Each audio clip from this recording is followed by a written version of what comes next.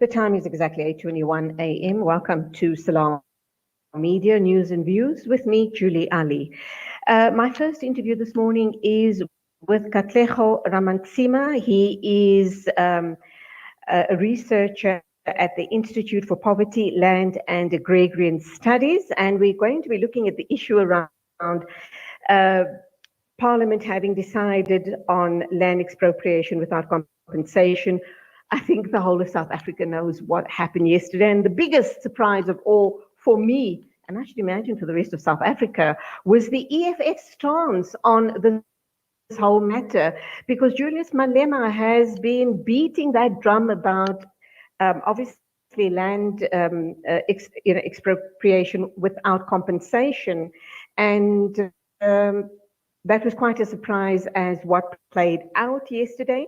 And before we get Katlego to weigh in on this issue, let me also share a tweet by Tito Mbweni. He says EFF should have supported the ANC on the Section 25 amendment. Shame. He goes on to say, then tactically advance their position step by step. That's what Tito has tweeted on what happened in Parliament yesterday. And Katlego is now going to unpack even further. A very good morning to you. Welcome to the show. Much for having me. Lovely to have you here. Quite a surprise, was it not? Very especially EFF stance on this whole issue. Well, actually, I was not surprised by the EFF stance. I think they've been saying this ever since, even in the statement they released, was that they would never, ever back down until they have the state takes full custodianship of South Africa's land. So I wasn't really surprised. I knew that they would actually go against the ANC, which wants to take custodianship of some land according to the Constitution, the amendment bill as it currently stands. Katlego, how, I'm just trying to think, is EFF stance a good idea?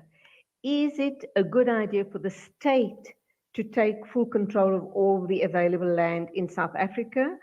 And then also for those who need a better understanding of the situation of what exactly was debated in Parliament yesterday afternoon. So a two-pronged question there for you. Thanks for that question. I must say that it is important for us to have a proper understanding of what was being debated in Parliament and what the bill states in its current form. So the 18th Amendment Bill of South Africa's Constitution seeks to make changes of Section 25 of the Bill of Rights. That is the property clause, in order to make explicit circumstances that would warrant the payment of no compensation following the expropriation of land. So it is hoped that this would, address the wrongs of land dispossession to ensure equitable access to land and empower the majority of South Africans.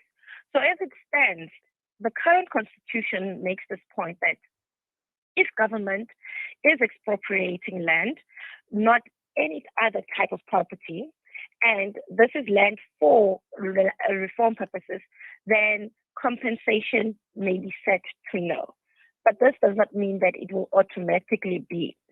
So nil compensation means that there will be no compensation taken for land that is taken away from its current owner, provided that it's just and equitable to do so. This is where you have to consider, the history of how the land was acquired, and also consider the current use of the land and its value, including state investment. So that's what the Constitution basically says. But I forgot the second part of your question, sorry. Obviously, the issue around the EFF stance. Is it a good idea? Pardon? I was saying that whether it is a good idea. Well, it depends on which part of the fence you stand in, right? And which position you take, actually, when it comes to that. But I will speak mostly to what I've been finding on the ground and what the people are saying, and as a researcher, what the people have been saying with regards to this matter. People would like to have land ownership, because state custodianship or nationalization does not give people the right to own the land. So the government actually takes control to a certain extent of that land. So this is what the people would actually want: control and ownership of the land. Okay, so that does answer my the second part of the question. By and large, the majority of people still don't understand this debate.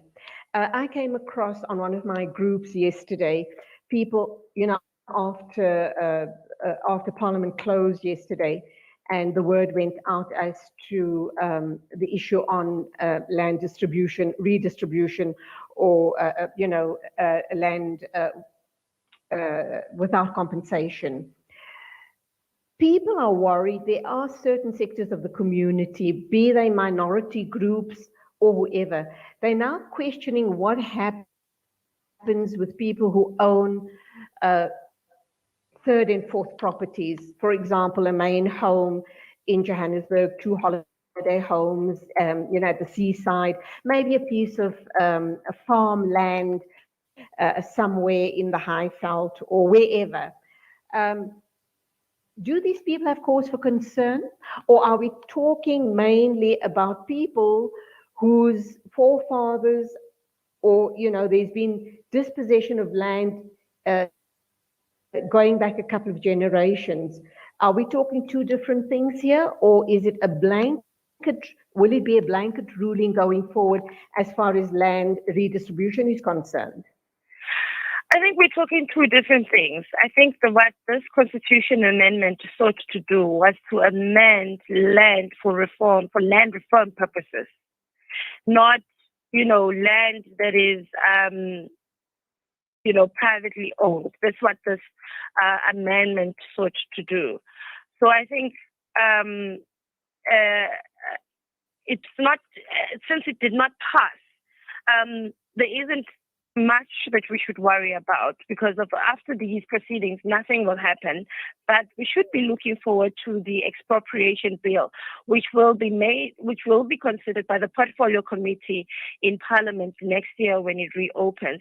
And also, the Land Court Bill, which is aimed at addressing the slow processing of land claims by the Land Court. So since the bill did not pass, things will remain as is, They won't be, somebody's home being expropriated, etc., for nil compensation. It didn't go through. So now what we should be awaiting for is the actual expropriation bill. What do you think that's going to be telling us?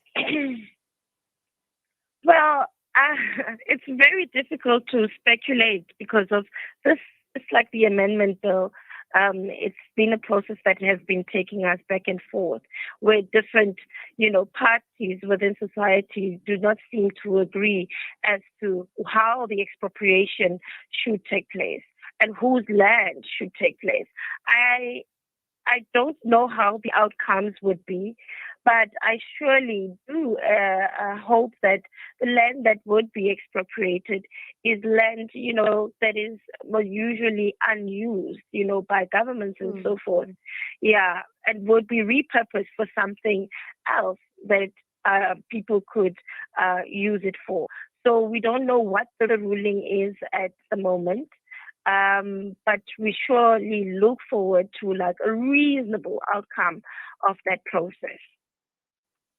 I'm just wondering here about overseas investors,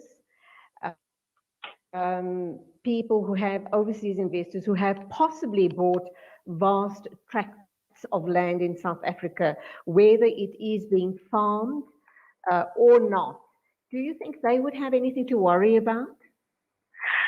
When it comes to investor confidence, I don't think that we should be worried. And I don't think that investors will be worried if this bill, since this bill has not, passed. But but because things will remain as is, of course. But I think if it would have passed, then I think investors would have been more happier because of then there would be certainty. Because at the current moment, there is no certainty since 2018, But as we all know, that investors would have preferred to have land and other assets certain and we would have the status quo resolved. But things will just remain as is up until we are certain about the outcomes of the land court bill and the expropriation bill coming out next year. Okay, so it's a wait and see till next year. Hopefully, whatever decision goes ahead, it will be in the best interests of the people who really and truly need the land. Thank you, Katlego, for talking with us this morning and shedding some light on this issue. 8:33 exactly, in a couple of minutes, we're going to be talking with Taslima Ali. She is the Media and Public Relations Officer at Medina Institutes. They have colleges in South Africa and around the world as well. So do stay with us.